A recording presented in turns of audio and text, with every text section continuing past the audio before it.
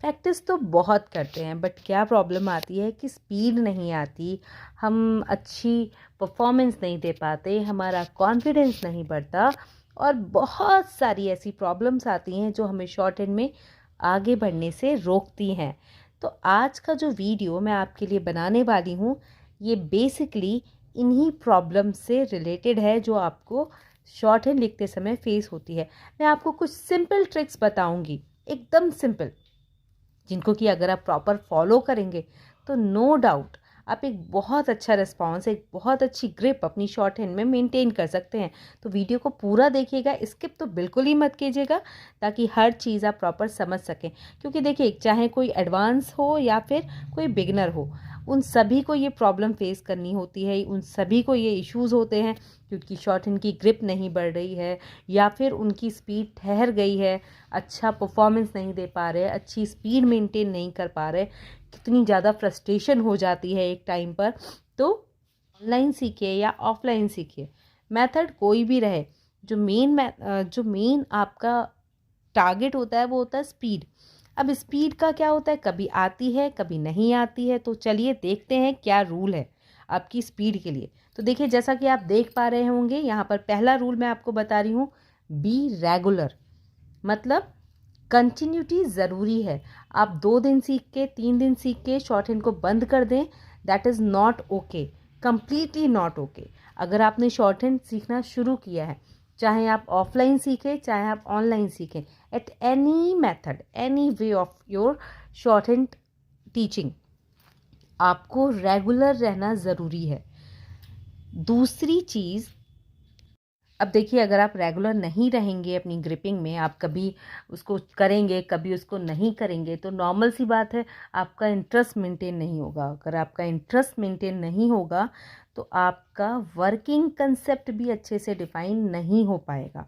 तो इसलिए be regular, मतलब चाहे आप 1 घंटा करें, चाहे आप आधा घंटा करें, चाहे आप ऑनलाइन करें, चाहे आप ऑफलाइन करें, बट रेगुलरिटी के साथ करें। आप ये डिफ़ाइन करें अपने शेड्यूल में कि भले ही आप आधा घंटा पर डे करें बट आप करेंगे ज़रूर, ठीक है। आप उसको स्किप नहीं कर। देखिए, avoid mechanical short hand.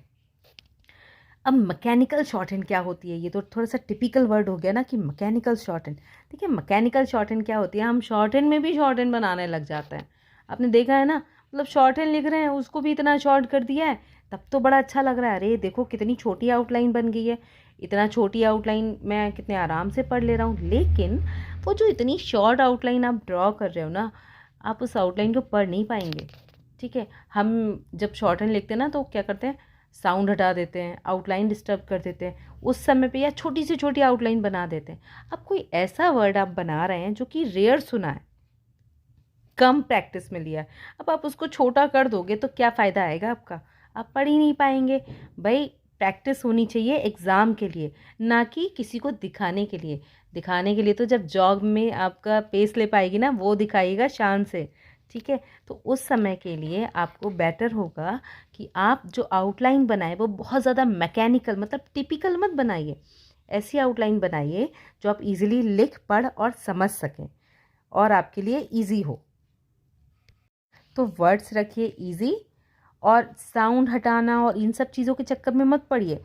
Outline ऐसी बनाइए, at any situation at any cost आप अपनी लिखा हुआ पढ़ पाएँ।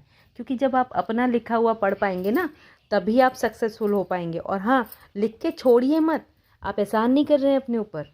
थोड़ा सा हार्ड बोल रही हूँ बट मैं सही बोल रही हूँ, आप अपने ऊपर एहसान नहीं कर रहे हैं। आप जो लिख रहे हैं ना उसको पढ़िए ज़रूर।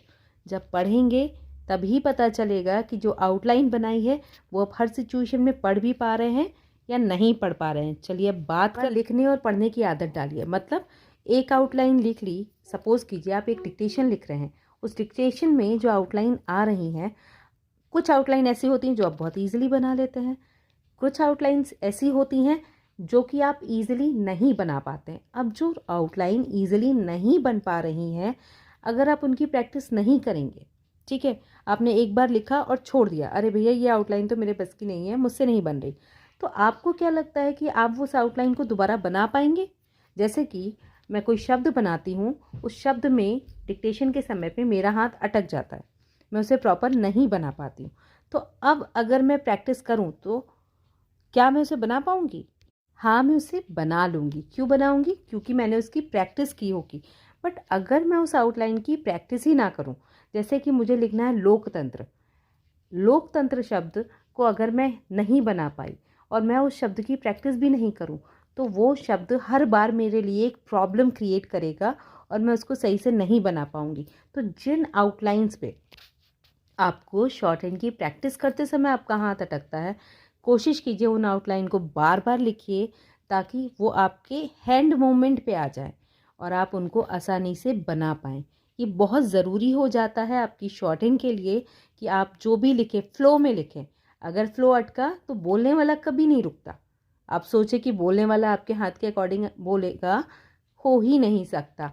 इन एग्ज़ाम तो पॉसिबल ही नहीं है। वहाँ पर 100 लोग बैठे होंगे जिनको कि उसको बोलना होगा डिक्टेशन। तो उस समय पे कोशिश यही करें कि आप आउटलाइन को बार बार प्रैक्टिस करें, जो टफ वर्ड हैं उनको बार बार प्रैक्टिस करें, जिससे कि आप एक सही कंसेप्ट डेवलप कर पाएँ और उसको समझ पाएँ। तो आप इस चीज़ को ध्यान रखिए कि जो भी टफ वर्ड है उनको प्रैक्टिस कीजिए, बार बार प्रैक्टिस कीजिए, हाथ को रटा दीजिए कि आपके लिए वो शब्द एकदम आसान हो जाए, सुनते ही आप उस शब्द को लिख पाएँ। कहीं पर भी अगर आपको मिस्टेक्स कर रहे हैं, आप वर्ड्स को गलत लिख रहे हैं, आपके आउटलाइन प्रॉपर नहीं बन रही हैं, आपकी आउटलाइन गलत हो जा रही हैं, आप किसी रूल को भूल रहे हैं, तो प्लीज़ कोशिश कीजिए कि उस रूल को सही कीजिए, उस आउटलाइन को सही से बनाइए।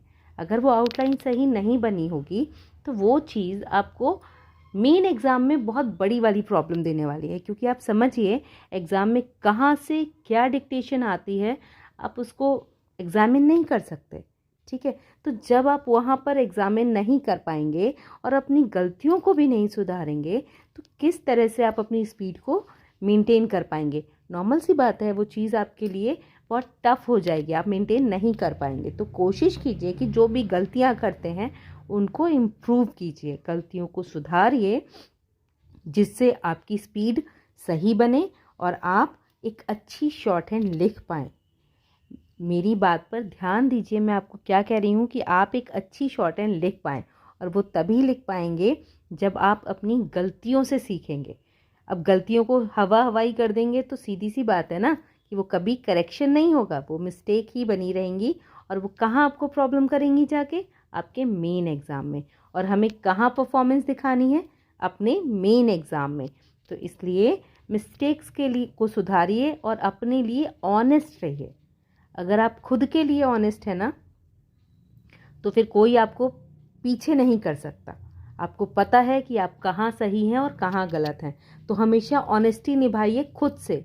जब खुद से ऑनेस्ट हैं तो सामने वाले के लिए आप पहले ऑनेस्ट हो जाएंगे। ठीक है, तो इसीलिए गलतियों को इम्प्रूव कीजिए, गलतियों को सुधारिए, जिससे कि आपकी शॉर्ट हैंड एक्यूरेट हो, क्योंकि एग्ज़ाम में तो एक्यूरेसी मैटर करती है। अब कितनी भी हाई स्पीड में शॉर्ट हैंड लिखने वाले क्यों ना हो, बट अगर आपकी स्पीड अच्छी नहीं है, मतलब आपकी गलतियां हो रही हैं, आपकी एक्यूरेसी अच्छी नहीं है, तो वो किसी काम की नहीं है।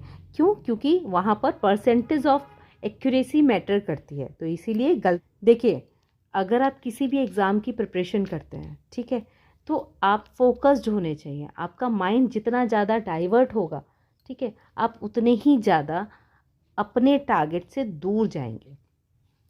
कितनी बार जब आप शॉर्ट हैंड सीखते हैं आपको लगता है नहीं मेरे बस की नहीं है, मेरी तो स्पीड ही नहीं बढ़ रही है, मेरा तो कुछ नहीं हो रहा है, मैं क्या करूं? ठीक है, आप विश्वास नहीं करेंगे, मेरे पास जब ऑफलाइन स्टूडेंट शॉर्ट हैंड सीखने आते हैं ना, मैं फ्रिक्वेंटली उनको मना कर देती हूँ। क्यों मना करती हूँ? लॉस मेरा ही है, बट मैं उन्हें फंसाना नहीं चाहती। ठीक है, मेरा टारगेट ये रहता है कि आपको पता हो कि वो शॉर्ट हैंड जो आप सीख रहे हैं वो आपके लिए क्या रोल प्ले करेगा। ठीक है, क्योंकि स्टूडेंट 1 महीने 2 महीने करने के बाद में अगर शॉर्ट हैंड छोड़ता है या पूरे 6 महीने करने के बाद में शॉर्ट हैंड छोड़ देता है तो इससे उसको बहुत लॉस है। ठीक है, क्यों? क्योंकि उसने उतना टाइम अपना स्पॉइल कर दिया। इसीलिए आपको पहले पता हो कि उस रास्ते पर आपको कितना टफ टास्क प्ले करना पड़ेगा। इसीलिए किसी के साथ भी आप ध्यान रखिए, अगर आपने शॉर्ट हैंड सीखना है तो पहले उसको समझिए कि फाइनली शॉर्ट हैंड होती क्या है। किसी के कहने पे नहीं सीखना है। आपको गवर्नमेंट जॉब चाहिए इसलिए आपको सीखना है, आपको एक अच्छा लाइफस्टाइल चाहिए इसलिए आपको सीखना है। ठीक है, तो ये चीज़ ध्यान रखिए। और हाँ, कोई भी वैकेंसी स्टेनो की निकलती है, अगर आपकी पहुंच में होती है तो आप उसको फिल ज़रूर कीजिए। ठीक है, वो इसलिए फिल कीजिए क्योंकि अगर आप अपने लिए एक गोल डिसाइड नहीं करेंगे, अगर आप अपने लिए एक टारगेट डिसाइड नहीं करेंगे, तो वैकेंसी आप कभी भी फुलफ़िल नहीं कर पाएंगे। तो टारगेट डिसाइड होना बहुत ज़रूरी है। जब हम कोई वैकेंसी फिल करते हैं ना, तो हमारा माइंड एक्टिवेट हो जाता है कि मुझे इस वैकेंसी के लिए प्रिपरेशन करनी है। कितने तो ऐसे स्टूडेंट होते हैं जिनको पता भी नहीं होता है शॉर्ट हैंड क्या है, बट वो वैकेंसी डाल देते हैं। और अनलकीली ही कहूँगी मैं इसको, लकीली नहीं कहूँगी, अनलकीली वो निकल भी जाते हैं। और वो क्या करते हैं कि जो बेचारे इतनी मेहनत से शॉर्ट हैंड सीख रहे होते हैं, उनकी मेरिट डाउन कर देते हैं। तो इसीलिए पहले समझो, फिर उस चीज़ को अप्लाई करो और फोकस्ड रहो।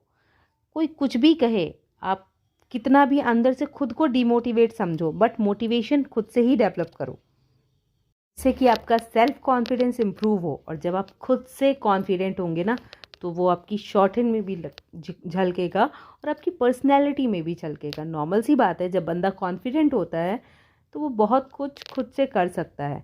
तो ये चीज़ हमेशा याद रखिए कि फोकस्ड रहिए, लक्ष्य निर्धारित कीजिए, हर महीने का, हर दिन का लक्ष्य निर्धारित कीजिए कि आज मुझे खुद पर इतना काम करना है, अपनी शॉर्ट हैंड पे इतना काम करना है। तो नो डाउट ये चीज़ आपको भविष्य में आगे बढ़ने से रोकेगी नहीं, आपको आगे ही बढ़ाएगी और आप खुद पे प्राउड करेंगे। जब तक कि आप निर्धारित नहीं करेंगे कि आपको कितनी स्पीड मेंटेन करनी है, कितनी एक्यूरेसी मेंटेन करनी है, तब तक आप सक्सेसफुल नहीं हो सकते थे। तो बहुत ज़्यादा मैंने डिटेल में आपको इन कुछ पॉइंट्स के बारे में बताया है, तो इन चीज़ों को समझिए, अपने टास्क पर फोकस रहिए और मेरे वीडियोस देख देख के शॉर्ट हैंड सीखिए और मोटिवेट होते रहिए। होपफुली ये इन्फॉर्मेशन आपको समझ में आई होगी, आप थोड़ा सा आपका माइंड सेटअप क्लियर हुआ होगा और आपको कंसेप्ट भी क्लियर हुआ होगा। तो इन रूल्स को फॉलो करते हुए मोटिवेट होइए और अपनी शॉर्ट हैंड में लग जाइए, बिकॉज वैकेंसीज भी आने वाली हैं।